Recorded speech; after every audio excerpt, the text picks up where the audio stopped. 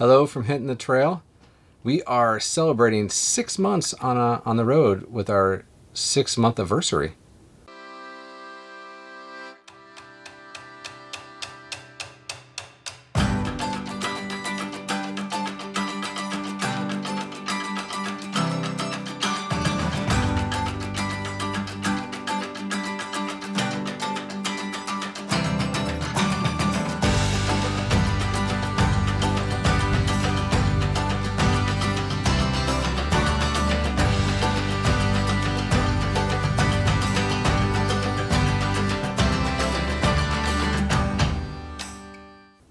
We started our travels May 24th, 2019, and it has now been 6 months. It's November.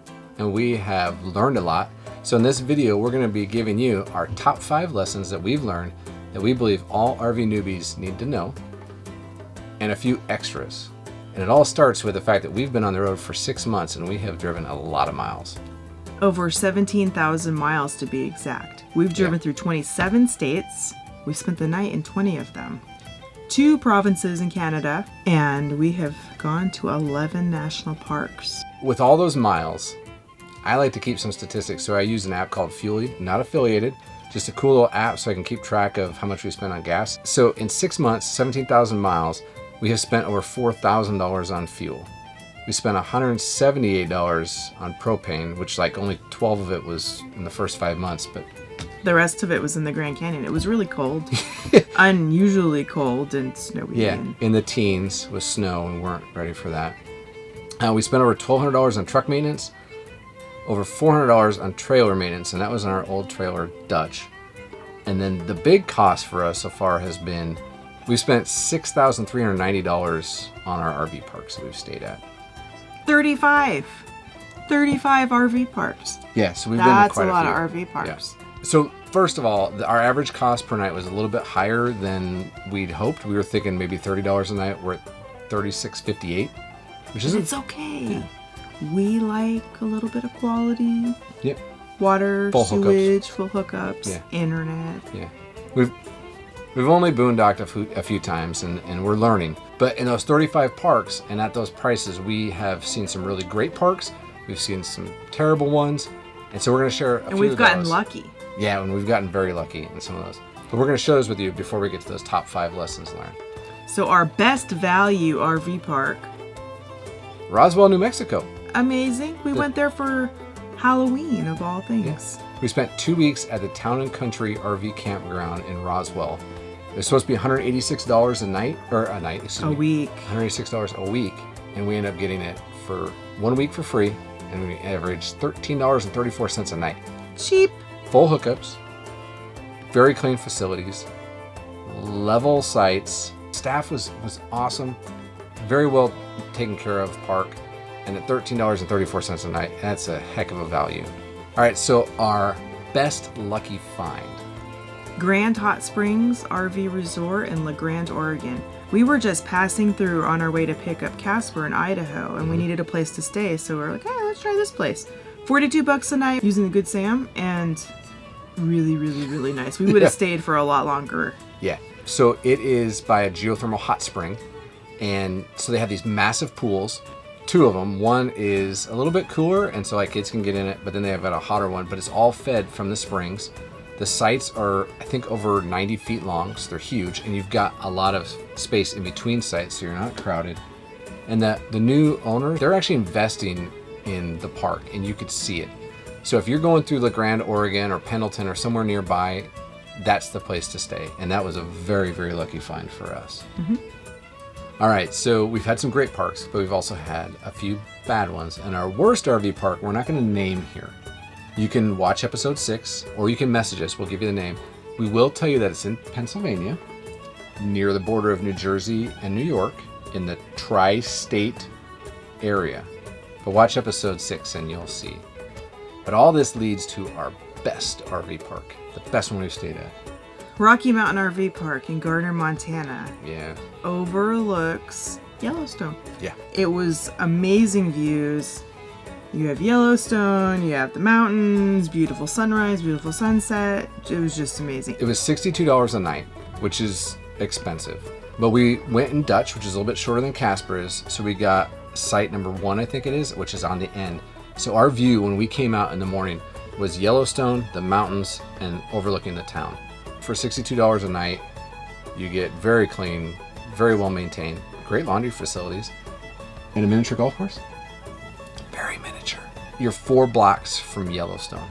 And actually when we came back from Yellowstone, we could see Dutch just sitting up on the hill at the beautiful campground. So that was our favorite. So speaking of favorites, our favorite national park. Kind of a tie between Arches and the Grand Canyon. You know, Corbin and I really liked Arches because we liked the hikes. The scenery is amazing. The hikes are, anywhere from, a 2 or 3 hour long hike to just a few minute hike to see something beautiful. Mm-hmm. The ease of access to different kinds of hikes, to see something different. And we drove in, I think we went to the park 4 times while we were there for a week.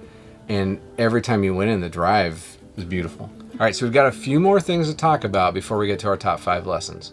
We've talked about some good things, but now we're going to talk about another worst thing. So the worst road that we've been on is in her home state of Maine. And we've been on a lot of roads, 17,000 miles worth of roads, but this one tops them. US 201 north to Canada from Maine. Bad. It's rough. It's bad. Yep. Frost heaves galore. If you like frost heaves, go on that road. Yeah. And if you don't know what a frost heave is, you can just watch. For our journey north from Monmouth, Maine to Quebec, we went from I-95 to the 201, which is the old Canada highway. It's the biggest road going there. It's bumpy. It's bad. It's rough.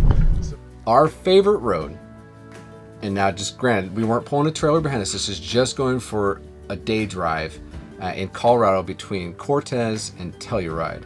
Colorado 145 is a great drive in the fall. If you're a leaf peeper, you need to go on this road. I mean, I wanted to pull over every 5 minutes so that we could take pictures. It was so pretty. Yeah. The aspens are changing and they're gold, greens, reds, orange. It's very nice. Very, very nice. That was our favorite road. Okay, so drum roll. Is there a drum roll? What you've been waiting for, the top 5 lessons that we've learned that every RV newbie needs to know. Number 1. Slow down and stay longer. Yeah. You can save money by staying in an RV park for 7 days as opposed to 1 or 2. It's also better on your diet because you don't have to eat out so often. When you're going, it's like, oh, I'm too tired to cook, or it's late and it takes too long to heat up the oven. So we end up going out to eat. Yeah. It shows. Yeah, I gained a little bit of weight. But yeah, so we started off going just like go. And by the time we got to Maine, I was worn out. So just slowing down, take longer. You enjoy it more. Yeah. It becomes so much more enjoyable. And if you've got kids, our son loves a home day. Yep. So when you say, hey, we're not going anywhere, we're having a home day, he gets all excited. Yep. So stopping for a little bit longer gives you a chance to have a home day. All right, so number 2. And you can learn a little bit about this from episode 6, but don't trust RV park website pictures.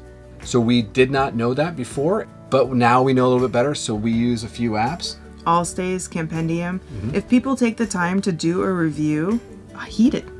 It's, it takes a lot of time to do that. Why would you not listen to what they have to say? Yep. Why would they lie in their review? Whereas a picture says 1,000 words, but it says 1,000 lies. Yeah, and it may not be recent. So it could have been 10 years old. Maybe a dream. Yeah. Hey, this is what our park could be if we actually invested money in it, planted grass, and brought some trees in that were 100 years old.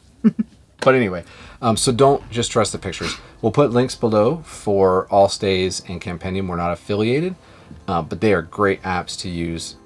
Number 3, you do not need everything you think you do. If it is something that you haven't used in the last 10 years, why would you bring it with you on your trip now? You don't have space either. Yeah. Our recommendation to you is once you get your trailer, don't wait 6-7 months before you go to your first stop. Get your trailer, get your RV, get some basics, a sewer hose, a water filter, some chocks to make sure the trailer doesn't roll away, and some blocks to put your trailer hitch jack on. And then go.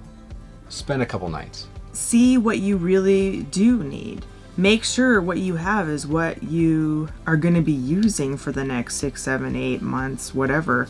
You know, otherwise you're just towing around extra weight. And we're going to have a video coming up soon that's going to have some of the things that we think that RV newbies need to have, and then some of the wants, some of the things that we really like. So number 4 on our lessons learned, and this was a costly one.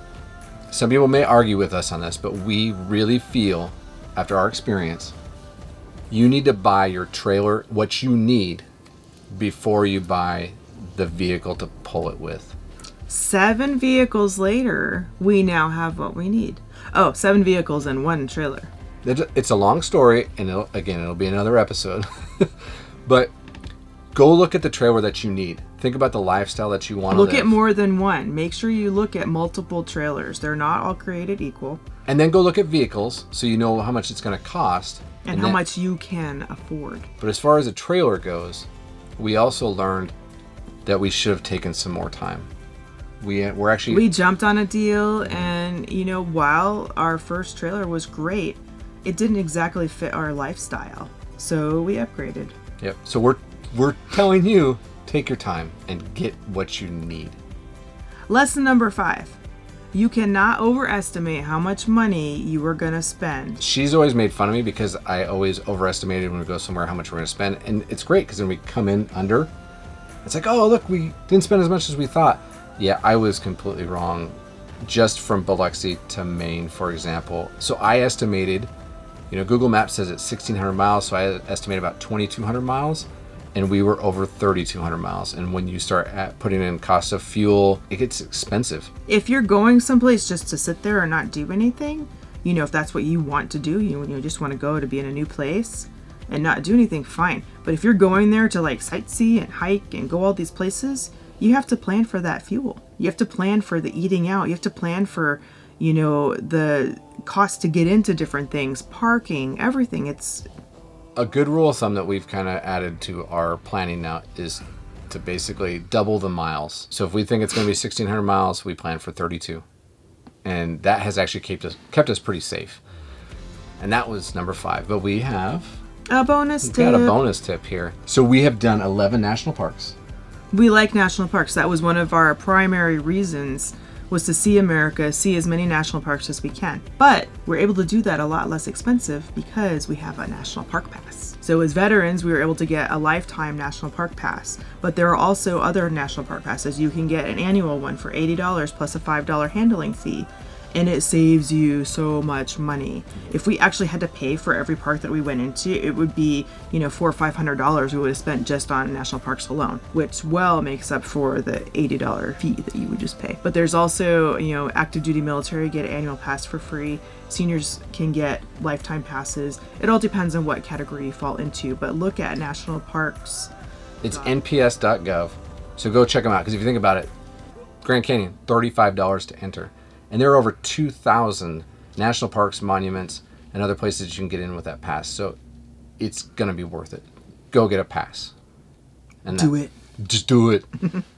So that was our 5, plus a bonus. We'd like to share our journey with you more because there's going to be more learning. There's going to be more experiences that we're going to share.